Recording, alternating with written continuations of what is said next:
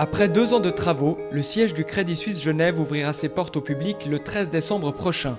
Point de jonction géographique entre la rive gauche et la rive droite, Crédit Suisse Bel-Air est le fruit d'une collaboration plus que centenaire entre la banque et la cité.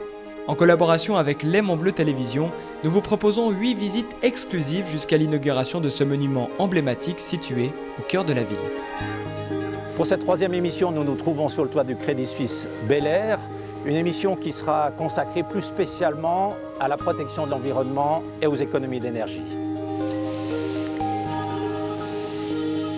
En tant qu'entreprise, le Crédit Suisse se doit d'être responsable de l'impact économique, social et environnemental de ses activités. Très concrètement, il s'agit de faire de Bel-Air un immeuble écologiquement très performant.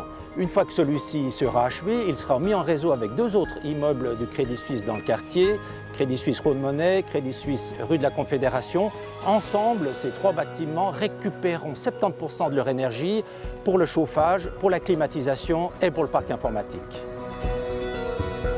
En 2006, le Crédit Suisse fut la première grande entreprise en Suisse à atteindre la neutralité carbone, un objectif qu'elle a atteint en 2010 à l'échelle mondiale.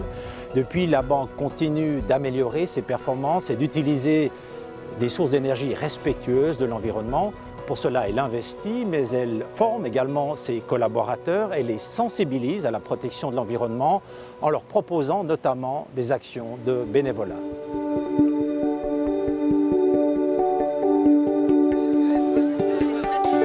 L'opération du jour va consister à lutter contre 2 espèces végétales exotiques envahissantes.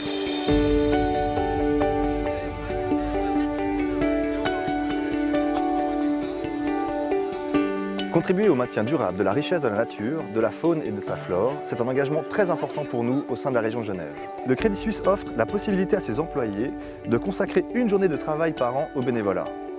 C'est la raison pour laquelle nous soutenons depuis 10 ans cette démarche en apportant notre aide bénévole à différents partenaires locaux, tels que par exemple la Croix-Rouge genevoise, Red Dog, Caritas, Nager pour aider, et dans le cas présent, le département de l'environnement, des transports et de l'agriculture.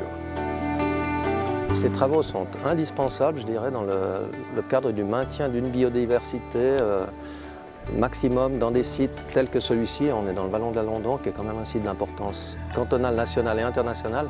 De nombreux milieux naturels sont issus finalement de travaux effectués par l'homme, comme la fauche. Et ce type d'activité, c'est vrai, ramène un peu l'homme à ses activités ancestrales et permet aussi de comprendre le subtil équilibre qui est nécessaire de mettre en place pour que notre nature reste comme elle l'est aujourd'hui et que cet état se pérennise.